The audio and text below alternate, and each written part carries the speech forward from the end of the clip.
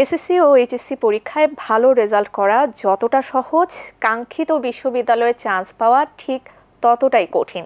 তীব্র প্রতিযোগিতার এ সময়ে ভর্তি পরীক্ষা যেন এক মূর্তমান আতঙ্ক। বিগত ৩৯ বছর ধরে ইউসিসির হাত ধরে অসংখ্য শিক্ষার্থী এই আতঙ্কের পর্বটি অত্যন্ত সফলতার সাথে মোকাবেলা করে পৌঁছে গেছে কাঙ্ক্ষিত লক্ষ্যে। তাই ইউসিসি আজ শিক্ষক, শিক্ষার্থী, অভিভাবক সবার কাছে এক আস্থার প্রতীক। বাংলাদেশে বিশ্ববিদ্যালয় পর্যায়ে যতগুলো ভর্তি পরীক্ষা অনুষ্ঠিত হয় তার মধ্যে সবচেয়ে প্রতিযোগিতামূলক পরীক্ষা হচ্ছে মেডিকেল ভর্তি পরীক্ষা। ইউসিসির পাশাপাশি সাদা অ্যাপ্রনের স্বপ্ন পূরণে মেডিকেল ভর্তিচ্ছুদের জন্য ইউনিক মেডিকেল অ্যাডমিশন কেয়ার নামে একটি নতুন প্রতিষ্ঠান চালু করেছে ইউসিসি গ্রুপ। ইউনিক প্রতিষ্ঠার প্রথম বছরেই অর্থাৎ ২০২৪ সালে জাতীয় মেধা তালিকায় দ্বিতীয়, অষ্টম, ২০তম ও ২২তম ইত্যাদি সহ বিপুল সংখ্যক শিক্ষার্থী দেশের বিভিন্ন মেডিকেল কলেজে চান্স পেয়েছে। শিক্ষার্থীরা বিশ্ববিদ্যালয়ে ভর্তির পাশাপাশি মেডিকেলে ও ডেন্টালে ভর্তির ক্ষেত্রেও সহায়তা পাবেন। সুপ্রিয় দর্শক, আপনাদের সবাইকে অনেক অনেক শুভেচ্ছা জানিয়ে আমন্ত্রণ জানাচ্ছি আমাদের আজকের এই অনুষ্ঠানে। আমাদের আজকের অনুষ্ঠানের বিষয়বস্তু চূড়ান্ত করা হয়েছে বিশ্ববিদ্যালয় ও মেডিকেল ভর্তি, স্বপ্ন যেখানে সার্থক। অনুষ্ঠানের সঞ্চালনায় আমি ডাক্তার ফাতিহা শাফি আছি আপনাদের সাথে, আর থাকছি অনুষ্ঠানের পুরোটা সময় জুড়ে।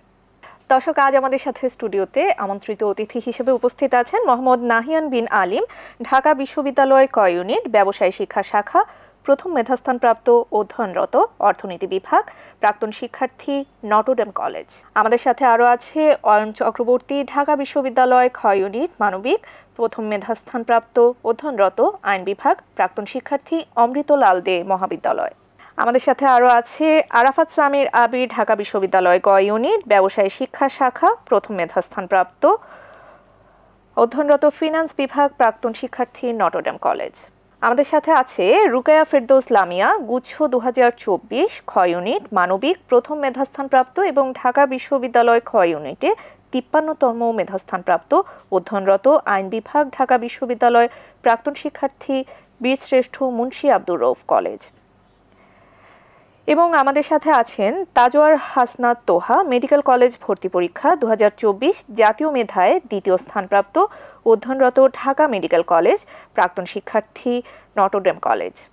দর্শক, আমাদের সাথে আজ স্টুডিওতে আরও একজন বিশেষজ্ঞ অতিথি আছেন, যিনি বিশিষ্ট শিক্ষাবিদ, শিক্ষা উদ্যোক্তা, সমাজসেবক, নৈতিক শিক্ষা আন্দোলনের স্বপ্নদ্রষ্টা এবং বহু প্রতিষ্ঠানের সাথে যিনি সরাসরি সম্পৃক্ত রয়েছেন, যেমন চেয়ারম্যান ইউসিসি ও ইউনিক, সাবেক সিনেট সদস্য ঢাকা বিশ্ববিদ্যালয়, সাবেক ডিস্ট্রিক্ট গভর্নর লায়ন্স ইন্টারন্যাশনাল, প্রতিষ্ঠাতা আইডিয়াল ল কলেজ, প্রতিষ্ঠাতা আইডিয়াল কমার্স কলেজ, প্রতিষ্ঠাতা ideal international school and college, প্রতিষ্ঠাতা আইডিয়াল ইউনিভার্সিটি যেটি প্রস্তাবিত রয়েছে। তিনি আর কেউ নন, তিনি আমাদের শ্রদ্ধেয় doctor M A Halim Patwari. স্বাগত জানাচ্ছি আপনাদের সবাইকে আমাদের আজকের এই অনুষ্ঠানে। স্যার, শুরুতেই আপনাকে দিয়ে শুরু করতে যাচ্ছি আমাদের এই আজকের আলোচনা পর্বটি। আপনার কাছে জানতে চাইব যে এইচএসসি পাশ করার যে পর্বটি রয়েছে সেটিও অনেক জটিল আমরা জানি, এবং সেই সাথে এইচএসসি পাশের পর মেডিকেল বা বিশ্ববিদ্যালয় ভর্তির যে যুদ্ধ শুরু হয় সেটিও যথেষ্ট কঠিন। আমরা জানতে চাইব যে দুটোর মধ্যে আসলে পার্থক্য কী? প্রকৃত অর্থে এসএসসি বা এসএসসি পরীক্ষা হলো, পরীক্ষাটার টার্গেট থাকে হলো একটা সার্টিফিকেট অর্জন করা, কিভাবে জিপিএ ৫ অর্জন করা যায় সেটাই কিন্তু একমাত্র লক্ষ্য থাকে। জি। আর ভর্তি পরীক্ষার বিষয়টা কিন্তু তা নয়। ভর্তি পরীক্ষার বিষয়টা থাকে, এটা হলো মেধার পরীক্ষা। এটা কিন্তু আসলে একটা কম্পিটিশান, এবং এই কম্পিটিশানটা অত্যন্ত ভয়াবহ। কতটা কম্পিটিশান হয় এটা কিন্তু একমাত্র যারা এখানে বসে আছে তারাই কিন্তু জানে, কারণ তারা বিভিন্ন ইয়েতে আমাদের ঢাকা বিশ্ববিদ্যালয়ে প্রথম স্থান অধিকার করেছে, তারাই ভালো বলতে পারবে আমার চেয়ে যে আসলে এখানকার ভর্তি পরীক্ষাটা কতটা ভয়াবহ। তো আসলে এখানকার পরীক্ষার মধ্যে অনেক তফাৎ। এখানে পরীক্ষাটা যেভাবে না হয়, অনেকটা ট্রেডিশনাল পদ্ধতিতে পরীক্ষাটা নেওয়া হয়। এখানে সাধারণত আমাদের শিক্ষার্থীরা মানে যাচাই বাছাই করে পড়াশোনা করে, সাজেশন করে পড়াশোনা করে, কেউ মুখস্থ বিদ্যা নিয়ে পড়াশোনা করে, কিন্তু ভর্তি পরীক্ষার ক্ষেত্রে এই জাতীয় কোনো বালাই নেই। এখানে তাকে সব পড়তে হবে। এখানে ইনস অ্যান্ড আউট, বইয়ের প্রথম পাতা থেকে শেষ পাতা পর্যন্ত, প্রথম সেন্টেন্স থেকে শেষ সেন্টেন্স পর্যন্ত তাদের সবাই পড়তে হবে, সবই পড়তে হবে। কারণ তাদের কোন বইয়ের কোন প্রশ্ন থেকে কোন জায়গা থেকে একটা খুঁটিনাটি প্রশ্ন আসবে তা কিন্তু বলা মুশকিল। এখানে পরীক্ষাটা হয় হলো ট্র্যাডিশনাল পদ্ধতিতে, গতানুগতিক ধারায় প্রতি বছর, এই বছর যা হচ্ছে আগামী বছর কি হবে এটা মোটামুটি সবাই জানে। কিন্তু ওইখানকার পরীক্ষা পদ্ধতিটা সম্পূর্ণ ভিন্ন। এখানে একটা পরীক্ষা হয় হলো এমসিকিউ পদ্ধতিতে, আর একটা পরীক্ষা, আরেকটা পার্ট থাকে সেটা হলো আপনার রিটেন। অর্থাৎ এখানে সর্বদিক থেকেই তাকে ভালো হতে হবে, তাকে রিটেনও ভালো হতে হবে, আবার তাকে সেখানে এমসিকিউ পদ্ধতিতেও ভালো হতে হবে।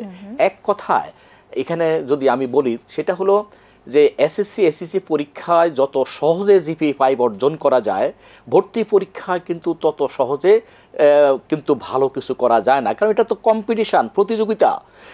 একজন শিক্ষার্থী এখানে প্রতি বছর আমরা যেটা দেখি যে এসএসসি বা এসএসসি পরীক্ষায় লক্ষ লক্ষ স্টুডেন্ট অংশগ্রহণ করে, লক্ষ লক্ষ পাশও করে, কিন্তু বুয়েট মেডিকেল বিশ্ববিদ্যালয়ে ভর্তি পরীক্ষায় কিন্তু শত শত লক্ষ লক্ষ আসন নেই, আসন সংখ্যা সেখানে সীমিত। সঙ্গত কারণেই কিন্তু তাকে হাজার হাজার লক্ষ লক্ষ স্টুডেন্টকে ওভারকাম করে তাকে কিন্তু একটা আসন দখল করতে হয়। তো সুতরাং এখানে অনেক অনেক বেশি পরিশ্রম না করলে, অনেক বেশি মানে এখানে অনুশীলনই না হলে সেখান থেকে কিন্তু আসলে ভালো রেজাল্ট করার কোনো সুযোগ নাই, ভালো করা যায় না। অতএব দুইটা পরীক্ষার মধ্যে কিন্তু আসলে সত্যির অর্থে আকাশ পাতাল ব্যবধান। জি, আমরা সেই ব্যবধান কিভাবে সফল করা যায় বা সেটির পেছনে আপনার প্রতিষ্ঠানের আসলে কি অবদান আছে সেই সম্পর্কে জানবো। আমরা শিক্ষার্থীদের সাথে এই বিষয়ে একটু আলোচনা করে নিচ্ছি। তোমাদের কাছে চলে আসছি, আমি প্রথমেই নাহিয়ানকে দিয়ে শুরু করতে যাচ্ছি। এই যে স্যার যেরকমটা বললেন যে অনেক অনেক শিক্ষার্থী আসলে পেছনে ফেলে আসলে তোমাদেরকে বিশ্ববিদ্যালয়ে ভর্তি হতে হয়েছে, তো সেই ক্ষেত্রে প্রতিযোগিতাটা তীব্র ছিল। তো সেই প্রতিযোগিতায় তুমি সফল হয়েছো এবং প্রথম স্থান অর্জন করেছো ক বিভাগে, সেটির পেছনে আসলে রহস্যটা কি সেই প্রসঙ্গে জানবো। এই তীব্র প্রতিযোগিতার মধ্যে কিভাবে সাফল্য আসে? সাফল্য নানাবিধ বিষয়ের উপর নির্ভর করে। এর মধ্যে তো অবশ্যই পরিশ্রম খুবই গুরুত্বপূর্ণ একটা বিষয়, আর এই পরিশ্রমের সাথে ভালো কোচিং নির্ধারণ। যেমন এক্ষেত্রে আমরা যারা এখানে উপস্থিত সবাই ইউসিসি এর স্টুডেন্ট। তো আমি প্রথম থেকেই একদম এইচএসসি শেষ হওয়ার আগে থেকে আমি ইউসিসির সাথে যুক্ত হই, ইউসিসির অ্যাডভান্স ব্যাচের ক্লাসগুলো করা শুরু করতে থাকি। তো এই ইউসিসির অ্যাডভান্স ব্যাচের ক্লাসগুলো আমার এইচএসসি যে পরীক্ষা হয়েছিল সেই পরীক্ষার জন্য খুব গুরুত্বপূর্ণ ছিল। আর এই অ্যাডভান্স ব্যাচের ক্লাসগুলোর জন্য পরে এইচএসসির পর অ্যাডমিশনের যে মূল প্রস্তুতিটা, সেক্ষেত্রে আমার মনে হয়েছে আমার জন্য চাপ একটু কমে গিয়েছিল। তারপর তো স্বাভাবিকভাবে আমি চেষ্টা করেছি সবগুলো ক্লাসে এবং সবগুলো পরীক্ষাতে অংশগ্রহণ করার। আর একটা মূল বিষয় যেটা হচ্ছে intensive care exam. Intensive care exam দেওয়ার পর মানে ওই পরীক্ষাটা আমার আনফর্চুনেটলি খারাপ হয়ে যায় কোচিং সেন্টারে। তো পরে আমি ভাবলাম যে না, এইভাবে করলে তো হবে না। তারপর আমি আমার পড়ার যে তীব্রতা সেটা আমার আরও বাড়াতে হয়েছে। এই কারণে এটাও খুব গুরুত্বপূর্ণ একটা বিষয়। আর সর্বোপরি সবার দোয়া এবং পরিশ্রম এবং আমার কলেজের খুব অবদান আমার এই সাফল্যের পেছনে। তো আমি সবাইকে ধন্যবাদ জানাতে চাই। আচ্ছা, আমরা অয়ন চক্রবর্তীর কাছে চলে যাব। আমরা যেরকমটা জানি যে তুমি খ বিভাগে তুমি প্রথম স্থান অর্জন করেছো, তো সেই ক্ষেত্রে আসলে কোচিং সেন্টারের আসলে ভূমিকাটা কি? আমরা যেরকমটা জানি অনেক ক্ষেত্রেই কিন্তু কোচিং সেন্টারগুলোকে একটি নেতিবাচক একটি দিকও কিন্তু তুলে ধরা হয়। তো এই বিষয়ে আসলে তোমার মতামত কি? কোচিং কিভাবে তোমাকে সাহায্য করেছে? আসলে ভর্তি পরীক্ষার তো আসলে কোনো সিলেবাস নেই, বলা যায় যে মহাসমুদ্রের মতো একটা বিষয়। তো সেখানে যদি আমাকে একটা কোচিং সেন্টার মানে হচ্ছে আমাকে যে এই প্রস্তুতিতে সাহায্য করছে, সহযোগিতা করছে। আসলে যে কথাটা সবসময় বলা হয় যে গুরু ছাড়া কখনো শিক্ষা অর্জন করা যায় না, তো এখানে কোচিং সেন্টার তো গুরুর মতো একটা রূপ বা একটা চরিত্র এখানে প্রদর্শন করে।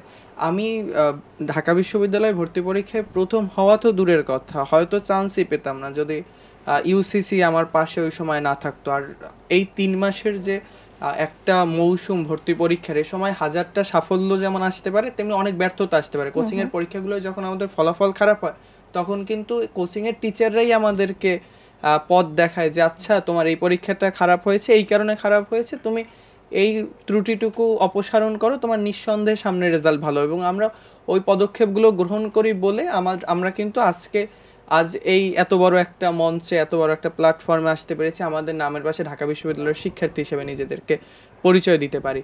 তো নেতিবাচকতার তো প্রশ্নই ওঠে না, বরঞ্চ আমাদের আজীবন কৃতজ্ঞ থাকতে হবে যে আমরা এরকম একটা প্ল্যাটফর্মের শিক্ষার্থী হতে পেরেছিলাম বলে। আচ্ছা, অসংখ্য ধন্যবাদ। আমরা এবার আরাফাত সামির আবিরের কাছে চলে যাচ্ছি, যিনি ঢাকা বিশ্ববিদ্যালয়ের গ ইউনিটে প্রথম হয়েছে। এত কোচিং সেন্টার আছে, সবগুলো থেকে কেন ইউসিসিকেই বেছে নেওয়া হলো? ইউসিসির মধ্যে কি এরকম আছে যেটার জন্য ইউসিসিকে তুমি চুজ করলে? এক কথা আমি বলবো যে ইউসিসির বিস্তৃতি এবং দীর্ঘস্থায়িত্ব, এই দুইটা হচ্ছে প্রধান উত্তর। বিস্তৃতি বলতে আমি এটাকে বোঝাচ্ছি যে ইউসিসি কিন্তু পুরো সারা বাংলাদেশ জুড়ে ইউসিসির শাখা রয়েছে। তো আমি যখন ইউসিসিতে পরীক্ষা দিচ্ছি, আমি কিন্তু শুধু একটা কোচিং সেন্টার বা ঢাকা শহরে নিজেকে যাচাই করছি না, আমি যাচাই করছি পুরো বাংলাদেশের মধ্যে। সো এটা আমাকে অনেক বেশি আত্মবিশ্বাসী করে তুলেছে। আমি যখন পরীক্ষা দিয়ে আমার মেরিট যখন সেকেন্ড, ফার্স্ট, থার্ড আসতো, তার মানে আমি একটা কোচিংয়ে শুধুমাত্র প্রথম দিকে থাকছি না, বাংলাদেশের একটা বড় অংশে আমি প্রথম দিকে থাকছি বলে আমার একটা আত্মবিশ্বাস আসতো বলে আমি মনে করি। এটার সাথে ইউসিসির যাত্রাটা প্রায় ৩৯ বছর ধরে। সো এই দীর্ঘস্থায়িত্ব অর্জন করতে আসলে যেমন বিশ্বাসযোগ্যতা দরকার, তেমন আসলে কোয়ালিটিটাও দরকার। কোয়ালিটি ছাড়া বা ওই মানুষের প্রতি বিশ্বাসটা না থাকলে এত বছর ধরে আমরা যেটাকে লনজিভিটি বলি, যে দীর্ঘস্থায়িত্ব, সেটা কিন্তু তুলে ধরা সম্ভব না। তো এই দীর্ঘস্থায়িত্ব এবং মানুষের বিশ্বাস এবং এই বিস্তৃতিটাই মূলত আমাকে ইউসিসির প্রতি আগ্রহী করেছে ভর্তি পরীক্ষার যাত্রাতে। অসংখ্য ধন্যবাদ। এবার লামিয়ার কাছে চলে আসবো। লামিয়া, যে আমরা যেরকমটা জানি যে তুমি অনেক অনেক শিক্ষার্থীকে পেছনে ফেলে গুচ্ছে প্রথম স্থান অর্জন করেছো এবং সেই সাথে ঢাকা বিশ্ববিদ্যালয়ে ৫৩তম স্থানের অধিকারী।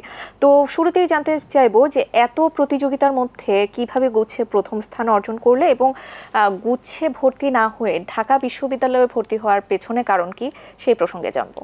আলহামদুলিল্লাহ, আমার এই সফলতার পেছনে সর্বপ্রথম মহান আল্লাহ তাআলার রহমত, আমার সকল শিক্ষকদের সঠিক দিক নির্দেশনা, প্রচেষ্টা, গাইডলাইন এবং সর্বোপরি আমার বাবা মার দোয়া আমাকে আজকে এই স্থানে নিয়ে এসেছে। তো আমার এই সফলতার কথা বলতে হলে ইউসিসির অবদান না বললেই নয়। ইউসিসির সাথে পরিচয়টা আমার আজকের বা ঠিক ১ বছরের নয়। আমার যিনি বড় বোন, উনিও একসময় ইউসিসির শিক্ষার্থী ছিলেন। তো আমার বাবা মা সবসময় চাইতেন যাতে আমরা ২ বোন, আমাদের কোনো ভাই নেই, যে পড়াশোনায় যাতে আমাদের কোনো ছাড় দেওয়া না হয়, আমার মেয়েরা উচ্চ শিক্ষিত হবে, আমার বাবা মা সবসময় চাইতেন। তো আমার আপুই আমাকে ইউসিসিতে এনে ভর্তি করে দেয়। তো আমি সেখানে রেগুলার ক্লাস করি, সলভ ক্লাস করি। আমার আসলে অনেক প্রবলেম বের হতো পড়ার ক্ষেত্রে, দেখা গেল অনেক কোশ্চেন বের হতো। তো যখনই কোনো কোশ্চেন বের হতো আমি সলভ ক্লাসে সেটা উপস্থাপন করতাম। শিক্ষকরা যথেষ্ট আন্তরিক ছিলেন, তারা চাইতেন যাতে কোনো শিক্ষার্থীর মধ্যে কনফিউশন না থাকে। আর এছাড়াও আমি মডেল টেস্টগুলোতে অংশ নেই, ইভলিউশন টেস্টে অংশ নেই। সবচেয়ে যেটা আমাকে হেল্প করেছে সেটা ইউসিসির ১২টি মডেল টেস্ট, যেটা মানে ঢাকা বিশ্ববিদ্যালয়ের ভর্তি পরীক্ষার কিছুদিন আগে হয় অনুরূপ। তো ১২টি মডেল টেস্ট দিয়ে আমার মধ্যে কিছু ল্যাকিংস ছিল, ওগুলো বের হয়, ওগুলো আমি সংশোধন করার সুযোগ পাই। আর গুচ্ছে আলহামদুলিল্লাহ আমি প্রথম হয়েছি। আমার পরীক্ষা যথেষ্ট ভালো হয়েছিল, আমার বিশ্বাস ছিল হয়তো আমি ১ থেকে ৫ম স্থানের মধ্যে থাকব, প্রথম হব। এই অনুভূতিটা আসলে বলে বোঝানোর মতো সম্ভব নয়। আর ঢাকা বিশ্ববিদ্যালয়ে ভর্তি হওয়ার প্রসঙ্গে বলবো, আমার আইন বিভাগে পড়ার ইচ্ছা ছিল। আর ঢাকা বিশ্ববিদ্যালয় হচ্ছে বাংলাদেশের আতুর ঘর, একটা ঐতিহ্যের নাম। তো এই ঐতিহ্যের সাথে নিজেকে, এই ঐতিহ্যের একটা অংশ করতে পেরে আমি গৌরব বোধ করছি। আমার লক্ষ্যই ছিল যেন আমি ঢাকা বিশ্ববিদ্যালয়ে একটি সিট দখল করতে পারি এবং সেই লক্ষ্য মোতাবেক আমি পৌঁছাতে পেরেছি শিক্ষকদের সঠিক দিক নির্দেশনা ও গাইডলাইন অনুসরণ করে। ধন্যবাদ। ধন্যবাদ তোমাকে। এবার তাজওয়ার হাসনাত তোহা, তোমার কাছে চলে আসছি। আমরা জানি যে একটি সাদা অ্যাপ্রনের স্বপ্ন এবং গলায় স্টেথোস্কোপ ঝোলানোর স্বপ্ন অনেক শিক্ষার্থীর থাকে এবং সেই স্বপ্ন আসলে অনেকেই সফল করতে পারে, আবার অনেকেই পারে না। তীব্র প্রতিযোগিতা থাকে সেখানে। সেক্ষেত্রে তুমি মেডিকেল ভর্তি পরীক্ষায় তুমি ২য় স্থান অর্জন করেছো, এটি অত্যন্ত গৌরবময় একটি সময়। জানতে চাইবো যে সেটির পেছনে আসলে তোমার এই সফলতার পেছনের যে কারিগররা আছে তাদের সম্পর্কে শুরুতেই জানবো। আলহামদুলিল্লাহ, যে আমি মেডিকেল ভর্তি পরীক্ষার মতো একটা কম্পিটিটিভ এক্সামে জাতীয় মেধায় ২য় স্থান অর্জন করতে পেরেছি। এর জন্য মহান আল্লাহ তাআলার সাহায্য ছিল এবং এটা ছাড়া আসলে কোনোভাবেই আমার এই পজিশন অর্জন করা সম্ভব ছিল না। এর পাশাপাশি আমার আব্বু আম্মু যথেষ্ট ডেডিকেশন ছিল এবং অনেক স্যাক্রিফাইস ছিল, যার কারণে আমার এই পজিশনটা অর্জন করতে পেরেছি। আমার কলেজ ছিল নটরডেম কলেজ এবং স্কুল ছিল শায়েস্তাগঞ্জ ইসলামী একাডেমি অ্যান্ড হাই স্কুল। আমার সম্মানিত শিক্ষকবৃন্দগণ আমাকে সবসময় অক্লান্ত পরিশ্রমের মাধ্যমে তাদের জ্ঞান গর্ভ আলোচনার মাধ্যমে আমাকে আমার মেধাকে বিকশিত করার চেষ্টা করেছেন এবং সবসময় সঠিক গাইডলাইনটা দেওয়ার চেষ্টা করেছেন। সেই জন্য আমার স্কুল এবং কলেজ পর্যায়ে এসে যথেষ্ট বেসিক গ্রো হয়েছিল। আমার কলেজ লেভেলের একদম শুরু থেকেই একাডেমিকের পাশাপাশি অ্যাডমিশন লেভেলের যে প্রিপারেশনটা নেওয়ার প্রয়োজন সেটা নেওয়া শুরু করতাম। তারপর যখন আমি সেকেন্ড ইয়ারে চলে আসি তখন আমি অ্যাডভান্স প্রিপারেশনটা নেওয়া শুরু করলাম। আমার ইমিডিয়েট যারা সিনিয়র ব্যাচ শিক্ষার্থী ছিলেন, আমি এইচএসসি 23 ব্যাচ, এইচএসসি 22 ব্যাচের সাথেই আমি প্রিপারেশনটা নেওয়া শুরু করি। তো আমি আমার যে আশেপাশে শিক্ষার্থীরা আছে আমার ব্যাচমেট তাদের থেকে তুলনামূলক এগিয়ে যাই। আমাদের ক্ষেত্রে মেডিকেলের ভর্তি পরীক্ষার সময় এইচএসসি পরীক্ষা হয় শর্ট সিলেবাসে এবং ভর্তি পরীক্ষা হয় ফুল সিলেবাসে। তো শর্ট সিলেবাসের বাইরের যে চ্যাপ্টারগুলো 19টা চ্যাপ্টার সেটা আমার এইচএসসি পরীক্ষার আগেই শেষ হয়ে যায়, যেহেতু আমার প্রিপারেশনটা অ্যাডভান্স ছিল। তো এই জন্য আমার এইচএসের যে প্রিপারেশন সেটা অনেক ভালো ছিল এবং একই সাথে আমার মেডিকেলের যে প্রিপারেশন সেই প্রিপারেশনটা হয়ে গেছিলো। তো আমার এইচএসসির পরবর্তীতে যখন মেডিকেলের যাত্রা শুরু হয় তখন আমার প্রিপারেশনটা আরও বেশি জোরদার করার প্রয়োজন এবং সেই জন্যই আমার পাশে এসে দাঁড়ায় ইউসিসি ইউনিক পরিবার। এই পরিবারের বিভিন্ন ম্যাটেরিয়ালস, এক্সাম যেগুলো আমাকে অনেক বেশি সাহায্য করেছে আমার নিজের অবস্থানটাকে বোঝার জন্য সারা দেশে আমার অবস্থান কেমন আছে। এবং আমি অনেক কনফিডেন্স পেতাম যখন দেখতাম যে সারা দেশে বিভিন্ন শিক্ষার্থীদের মধ্যে আমি ভালো স্থান অর্জন করতে পারছি। আর সবচেয়ে বড় কথা হচ্ছে মেডিকেল ভর্তি পরীক্ষার ক্ষেত্রে মানসিক যে কুলনেস, পরীক্ষার হলে নার্ভাস হওয়া যাবে না, এই জিনিসটা সবসময় তাকদিরের প্রতি বিশ্বাস রাখতে পারলে একজন শিক্ষার্থী অনেক ভালো একটা পরীক্ষা দিতে পারবে। ধন্যবাদ। অসংখ্য ধন্যবাদ তোমাকে। আমরা আবারও যুক্ত হচ্ছি তোমার সাথে। এবার স্যারের কাছে চলে আসব। স্যার, আপনার কাছে জানতে চাইবো যে ইউসিসি এবং ইউনিক উভয়েরই স্লোগান স্বপ্ন যেখানে সার্থক। আপনি কিভাবে শিক্ষার্থীদের বিশ্ববিদ্যালয় এবং মেডিকেল ভর্তির ক্ষেত্রে আপনি স্বপ্ন দেখিয়ে থাকেন সেই প্রশ্নে জানবো। স্বপ্ন কিন্তু একটা অত্যন্ত প্রাসঙ্গিক বিষয়। আমরা আমাদের শিক্ষার্থীরা যখনই আমাদের কাছে আসে তখনই তাদেরকে আমরা স্বপ্নের কথা বলি।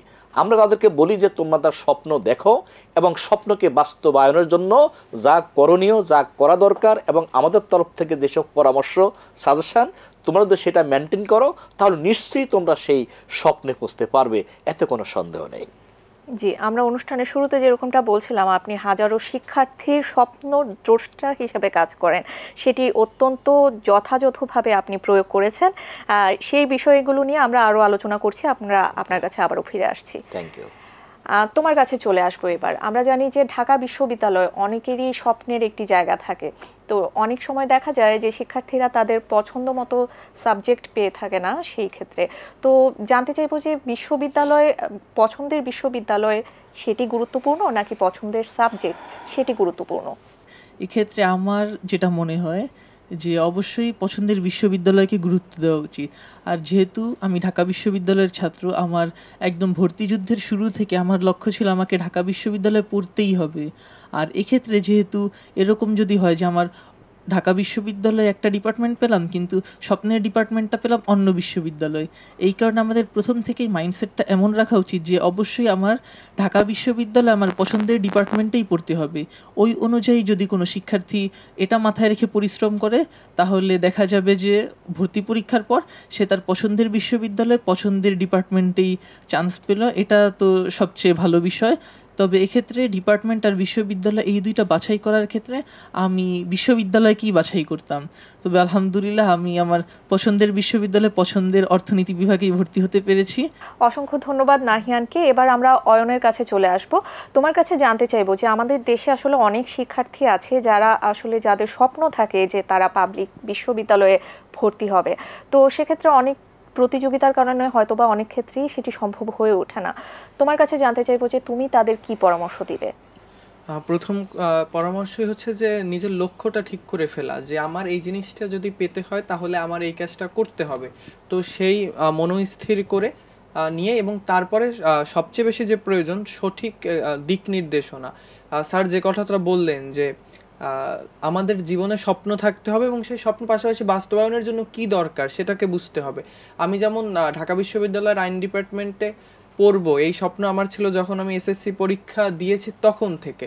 তো এর পরপরই যেহেতু আমি মানবিক থেকে ভর্তি পরীক্ষা দেব ঠিক করে ফেলেছিলাম, বিভাগ পরিবর্তন করি, বিজ্ঞান বিভাগ থেকে মানবিক বিভাগে যাই। এবং আমি কলেজে ভর্তি হওয়ার আগে হচ্ছে গিয়ে আমাদের বরিশালে যে ইউসিসি ছিল তাদের যে একাডেমিক শাখা ইসিএস সেখানে আমি ভর্তি হই। অর্থাৎ কলেজে ভর্তি হওয়ার আগে আমি হচ্ছে ইউসিসির অ্যাডভান্স ব্যাচ এবং তাদের একাডেমিক কোচিংয়ে ভর্তি হয়েছিলাম, যে কারণে আমার প্রস্তুতি খুব ভালো ছিল এবং যার যথাযথ প্রতিফলন আমার ঢাকা বিশ্ববিদ্যালয় ভর্তি পরীক্ষার ফলাফলে ঘটেছে। তো এখন যারা এরকম আছো যে এইচএসসি পরীক্ষা 2024 সালে দিবে, তো তাদের আমার মনে হয় এখনই ঠিক করে ফেলা উচিত যে কে কোন বিশ্ববিদ্যালয়ের কোন সাবজেক্টে বা ইঞ্জিনিয়ারিং বিশ্ববিদ্যালয়ে পড়ুক বা মেডিকেল বিশ্ববিদ্যালয়ে পড়ুক, তো সেদিকে তাদের লক্ষ্য স্থির করে এবং একটা ভালো সহায়ক প্রতিষ্ঠানের শরণাপন্ন হওয়া উচিত। অসংখ্য ধন্যবাদ তোমাকে। আমরা আবিরের কাছে চলে যাব। তোমার কাছে জানতে চাইবো যে তোমার যে প্রস্তুতি সেটি কি এইচএসসির সময় থেকে তখন থেকে নিয়েছো, সেই বিষয়ে জানবো। এবং সাথে আরও একটি বিষয় জানতে চাইবো যে সেই প্রস্তুতিতে ইউসিসি কিভাবে গুরুত্বপূর্ণ ভূমিকা পালন করেছে। আচ্ছা, ধন্যবাদ। তো প্রথম যে প্রশ্নটা সেটা উত্তর আমি এভাবে দিব যে ভর্তি পরীক্ষার সময় আমরা অনেক সময় বলি যে ভর্তি পরীক্ষার সময় 3 মাস বা 4 মাস, বাট আমি সবসময় বলি ভর্তি পরীক্ষার সময় আসলে 2 বছর। এইচএসসি থেকে শুরু করে ভর্তি পরীক্ষার শেষ দিন, এটা হচ্ছে ভর্তি পরীক্ষার সময়। তো একইভাবে আমি প্রথম থেকেই একদম ভর্তি পরীক্ষার জন্য কাউকে ঝাঁপিয়ে পড়তে পরামর্শ দেব না। তো ওই টেক্সট বুক বা বেসিকটুকু ঠিক রেখে অন্তত প্রথম বর্ষ থেকে কেউ যদি ভর্তি পরীক্ষার জন্য অল্প অল্প করে পড়াশোনা করতে পারে, আমার মনে হয় এটা তার জন্য অনেক বেশি ভালো হবে। তার এইচএসসি প্রস্তুতি অনেক বেশি ভালো হবে, সে অনেক বেশি আত্মবিশ্বাসী হবে। একই সাথে পরের যে 3-4 মাসের যে জার্নিটা আছে এটাও তার জন্য অনেক বেশি সহজ হবে। আর ইউসিসি আমাকে এই জিনিসটা যেটা হেল্প করেছে সেটা হচ্ছে ইউসিসির যে অ্যাডভান্স ব্যাচটা আছে ওইটা কিন্তু এইচএসসির আগে থেকে শুরু হয়। তো আমি ওখান থেকে ক্লাস করা শুরু করি। তো আমি বেশ অনেক আগে থেকেই অন্যদের থেকে একটা কম্পিটিটিভ অ্যাডভান্টেজ পাই এটাতে, যে আমি যখন ওরিয়েন্টেশন করি বা আমি যখন ক্লাসগুলো করি তখন আমি বুঝতে পারি যে আচ্ছা এইচএসসির সাথে ভর্তি পরীক্ষার এই গ্যাপগুলো আছে, এবং এইভাবে পড়াশোনা করলে আমি সেই গ্যাপগুলো দূর করতে পারবো। তো এইভাবে আমি যখন অ্যাডভান্স ব্যাচে ক্লাসগুলো করি এবং সেই অনুযায়ী নিজেকে সেই প্রস্তুতিটা নেই, আমার মনে হয় এটা আমাকে অনেক বেশি আত্মবিশ্বাসী করেছে এবং এটাই মূলত মূল কারণ হিসাবে কাজ করেছে আমার ভর্তি পরীক্ষায় ভালো করতে। অসংখ্য ধন্যবাদ তোমাকে। এবার লামিয়া তোমার কাছে চলে আসবো। ইতোমধ্যে আমরা আলোচনা করেছি যে তুমি গুচ্ছে প্রথম স্থান অর্জন করেছো। এই যে গুচ্ছে প্রথম স্থান অর্জন করলে এত শিক্ষার্থীকে পেছনে ফেলে, সেক্ষেত্রে ইউসিসি তোমাকে কিভাবে সাহায্য করেছে সেই প্রসঙ্গে জানবো বিস্তারিত। আলহামদুলিল্লাহ, ইউসিসির অবদান বলতে গেলে আমি বলবো যে প্রথম থেকেই যেহেতু আমি ইউসিসির ফার্মগেট শাখায় ভর্তি হয়ে ক্লাসগুলো করেছি, আমি চেষ্টা করতাম সবসময় ক্লাসের রেগুলারিটি মেনটেন করতে, কারণ একটা ক্লাস মিস হয়ে গেলে তো আরেকটা টপিকের ক্ষেত্রে বুঝতে অসুবিধা হবে। তো আমি রেগুলার ক্লাসগুলো করতাম, তো আমার বিভিন্ন টপিকে সেক্ষেত্রে অনেক প্রবলেম বের হতো। আমি টিচারদের অনেক কোশ্চেন করতাম, তো টিচাররাও খুব আন্তরিকতার সাথে সেগুলোর অ্যান্সার করতেন। তো আমি আস্তে আস্তে নিজের ল্যাকিংসগুলো বের করে সেগুলো সলভ করে এগোচ্ছিলাম এবং আমি সবগুলো মডেল টেস্টেই গ্রহণ করেছি। ইন্টেনসিভ কেয়ার এক্সামেও আমি অংশ নিয়েছিলাম। তো সেখানে আমি নিজের একটা অবস্থান বুঝতে পেরেছিলাম যে আসলে এতগুলো শিক্ষার্থীর মধ্যে ইন্টেনসিভ কেয়ারে সারা বাংলাদেশে আমার অবস্থানটা কতটুকু, বা আমার কতটুকু ল্যাকিংস আছে, বা কোন সাবজেক্ট আমি পিছিয়ে আছি, এগিয়ে আছি, এই বিষয়গুলো আমাকে বুঝতে সাহায্য করেছে ইউসিসির অভিজ্ঞ শিক্ষকগণের গাইডলাইন নির্দেশনাই আমি আমার পড়াশোনার প্রস্তুতিটাকে পূর্ণাঙ্গ করতে পেরেছিলাম। তো এভাবেই আমার গুচ্ছে প্রথম হওয়ার পিছনে ইউসিসির অবদান অনেক। আমরা আশাবাদী যে ইউসিসি আরও অনেক শিক্ষার্থীকে এভাবেই সামনে এগিয়ে নিয়ে যাবে। তোহার কাছে চলে যাব এবার। তোহা, তোমার কাছে আমি জানতে চাইবো যে মেডিকেল বা ডেন্টাল কলেজে যে ভর্তি পরীক্ষা হয় সেটির জন্য অনেক দীর্ঘ সময় ধরে পড়ালেখা করতে হয়। তুমি ঠিক কত ঘন্টা পড়ালেখা করেছো এবং মেডিকেল এবং ডেন্টালে যারা ভর্তি হতে চায় তাদের জন্য তোমার পরামর্শ কী থাকবে? আমার যতটুকু টার্গেট আছে ওই টার্গেট অ্যাচিভ করার জন্য আমার যদি 13 ঘন্টা পড়তে হয় বা আরও বেশি পড়তে হয় আমি সেটাও পড়তে রাজি, আবার যদি অল্পতে হয়ে যায় আমি সেটা পড়তেও রাজি। অর্থাৎ আমার টার্গেটটা থাকতো আমার টপিক ওয়াইজ বা সিলেবাস ওয়াইজ। আর আমি জুনিয়রদেরকেও এই পরামর্শটাই দিব যে তারা যেন ঘন্টা ধরে পড়াশোনা না করে যেন একদম টপিক ওয়াইজ পড়াশোনা করে। আর মেডিকেল ভর্তি পরীক্ষা বা ডেন্টাল ভর্তি পরীক্ষা যেহেতু দুইটা অনুরূপ মানবন্টনেই পরীক্ষা হয়ে থাকে, তো তাদের ক্ষেত্রে করণীয়টা হচ্ছে এইচএসসি পরীক্ষার যখন কলেজের ভর্তিটা শুরু হয় তাদের একদম ডে 1 থেকেই একাডেমিক্সের পাশাপাশি যে ধরনের অ্যাডমিশন টেস্টে সে ভর্তি পরীক্ষা দিবে, সে ভর্তি পরীক্ষার মানবন্টন সাথে ভর্তি পরীক্ষায় কী ধরনের প্রশ্ন আসে সেগুলো দেখে নেওয়া। যেহেতু ফিজিক্স, কেমিস্ট্রি, বায়োলজি এবং আমাদের জিকে এবং ইংলিশ এই 5টা সাবজেক্টের প্রশ্ন আসে, তো ফিজিক্স, কেমিস্ট্রি, বায়োলজি আমাদের এইচএসসি লাইফেই পড়া হয় এবং এটাকে অনেক ভালোভাবে গুছিয়ে রাখতে হবে। একটা অধ্যায় যখন আমরা পড়াশোনা করছি, যদি একাধিক রাইটার পড়ি বা এমন কোনো কম্পিনিয়ন বুকসের হেল্প নেই যেটা থেকে আমরা আমাদের একাধিক রাইটারের ইনফরমেশনগুলো জানতে পারবো, তাহলে ওই বুকগুলো যেন আমরা বইগুলো থেকে যেসব এক্সট্রা রাইটারের ইনফোগুলো পাচ্ছি বা কিছু হয়তো ফ্লো চার্ট পাচ্ছি বা আমাদের ক্লাস নোটের মধ্যেও কিছু কিছু ফ্লো চার্ট থাকে যেগুলো আমাদের টিচাররা, অভিজ্ঞ টিচারগণ আমাদেরকে সাজিয়ে দেন, তো এই জিনিসগুলো আমাদের বইয়ের মধ্যে অ্যাটাচ করে দিব। তাহলে দেখা যাবে যখন আমরা পরবর্তীতে রিভিশন দিতে আসব, তখন রিভিশন দেওয়ার সময় খুব অল্প সময়ে অনেক বেশি রিভিশন দেওয়া যাবে। অসংখ্য ধন্যবাদ তোমাকে। আমরা এবার স্যারের কাছে চলে আসব। স্যার, আমরা জানি আপনি এডুকেশন ফর এক্সিলেন্স মুভমেন্ট অর্থাৎ নৈতিক শিক্ষার স্বপ্ন দ্রষ্টা হিসেবে কাজ করছেন। শিক্ষার্থী এবং অভিভাবকদের উদ্দেশ্যে আপনার মতামত কি থাকবে? এখানে যারা আসছে তারা অনেক অনেক বড় সফলতা অর্জন করে আজকে এখানে এসছে, কিন্তু এই সফলতার চেয়েও আমি যেই সফলতাকে সবচাইতে বেশি গুরুত্ব দিয়ে থাকি, সবচাইতে ইম্পর্ট্যান্ট মনে করে থাকি, সেটা হলো ভালো মানুষ হওয়া, আলোকিত মানুষ হওয়া। ভালো রেজাল্টের চেয়ে ভালো মানুষ হওয়া অনেক অনেক বেশি গুরুত্বপূর্ণ। আমরা কি করছি? আমরা ঘুষ খাচ্ছি, ঘুষ দিচ্ছি, নীতি নৈতিকতা, বাবা মাকে শ্রদ্ধা করতে জানি না, সত্যকে সত্য বলতে জানি না, মিথ্যাকে মিথ্যা বলতে জানি না। এই যে একটা অবস্থা, কেন? আপনি লক্ষ্য করলে দেখবেন যে আমাদের সোসাইটিতে যারা এই অপকর্মগুলি করে তারা সবাই কিন্তু তথাকথিত শিক্ষিত মানুষ, অর্থাৎ মাস্টার ডিগ্রি পাস অথবা গ্রাজুয়েট। আমার প্রশ্ন হলো তারা কেন এই কাজগুলি করবে? এই কাজগুলো তাদের করার কথা নয়। তো আমি রিসার্চ করে যেটা পেয়েছি সেটার কারণ হলো যে তারা এই কাজগুলি করে, তারা যে এডুকেশনটা নিয়ে আসছে সেই এডুকেশনের মধ্যে নীতি নৈতিকতা নেই। সেই এডুকেশনের মধ্যে যে একটা এক্সিলেন্স থাকা দরকার, সেই এক্সিলেন্সের খুবই অভাব। আর এই এক্সিলেন্সের অভাব আছে বলেই কিন্তু আমি 2015 সাল থেকে একটি আন্দোলনের ডাক দিয়েছি, এবং সেটি হলো এডুকেশন ফর এক্সিলেন্স মুভমেন্ট, একটি নৈতিক শিক্ষার আন্দোলন। এবং এই নৈতিক শিক্ষা যদি আমরা আমাদের সোসাইটিতে এস্টাবলিশ করতে না পারি, আমাদের শিক্ষার্থীদের মাথায় দিতে না পারি, তাহলে আমাদের এই ফার্স্ট ক্লাস ফার্স্ট হয়ে এই যে এরা এখানে অনেক ভালো রেজাল্ট করে আসছে, কিন্তু ভালো রেজাল্ট অবশ্যই একটা ভালো কিছু, কিন্তু ভালো রেজাল্টের পাশাপাশি তারা যদি ভালো মানুষ হতে না পারে, তাহলে এর চেয়ে দুঃখজনক বিষয় পৃথিবীতে আর কিছুই হতে পারে না। সেই জন্য আমাদের টার্গেটে থাকবে যে সবার প্রতি আমাদের আমাদের আহ্বান থাকবে, আমাদের যারা আজকে অনুষ্ঠান দেখছেন তাদের সবার প্রতি আহ্বান থাকবে, আপনারা আপনাদের সন্তানদেরকে ভালো রেজাল্টের জন্য তো গুরুত্ব দিবেন, কিন্তু তার চেয়ে অনেক অনেক বেশি গুরুত্ব দিবেন আপনার সন্তান যেন ভালো মানুষ হয়, আলোকিত মানুষ হয়। আপনার সন্তান যেন আপনাকে বাবা হিসাবে শ্রদ্ধা করে, মা হিসাবে শ্রদ্ধা করে, বড়দেরকে সে শ্রদ্ধা করতে জানে, ছোটদেরকে স্নেহ করতে জানে, সত্যকে সত্য বলতে জানে, মিথ্যাকে মিথ্যা বলতে জানে। যদি এই বিষয়গুলো আমাদের সোসাইটিতে এস্টাবলিশ করা যায়, প্রতিষ্ঠিত করা যায়, তাহলেই হয়তোবা একদিন আমাদের এই সোসাইটির পরিবর্তন হবে, দেশের পরিবর্তন হবে, এবং সামগ্রিকভাবে সমগ্র বিশ্বের পরিবর্তন হবে। সৃষ্টিকর্তার উপর আস্থা রাখা, বিশ্বাস রাখা, 2 নম্বর অনুশীলন করা, 3 নম্বর বাবা মাকে শ্রদ্ধা করা। এই 3টা জিনিস যদি কেউ জীবনে বাস্তবায়ন করতে পারে, তাহলে সফলতা তার পিছনে দৌড়াবে, তাকে কিন্তু সফলতার পিছনে কখনো দৌড়াতে হবে না। স্যার, অসংখ্য ধন্যবাদ আপনাকে। আপনার উপদেশগুলো অত্যন্ত মূল্যবান ছিল। আমি জানি টিভি স্ক্রিনে যারা যারা দেখছেন তারা এই বিষয় থেকে অনেক কিছু জানতে পারবেন, অনেক কিছু শিখতে পারবেন, এবং সেই সাথে তোমাদেরও অসংখ্য ধন্যবাদ আমাদের সাথে যুক্ত হওয়ার জন্য। আমরা তোমাদের উত্তরোত্তর সফলতা কামনা করছি। আমরা আশাবাদী ভবিষ্যতে তোমরা আরও সফল হয়ে এই স্টুডিওতে আবারও হাজির হবে। প্রিয় দর্শকবৃন্দ, বিশ্ববিদ্যালয় ও মেডিকেল ভর্তি সহায়ক আলোচনা অনুষ্ঠানটি দেখার জন্য অসংখ্য কৃতজ্ঞতা ও ধন্যবাদ। আগামীতেও এটিএন বাংলায় শিক্ষা ও সংস্কৃতি বিষয়ক অনুষ্ঠান এডুকেশন ওয়াচের সঙ্গে থাকবেন এই আশাবাদ ব্যক্ত করে আজকের মতো আমি এখানেই বিদায় নিচ্ছি।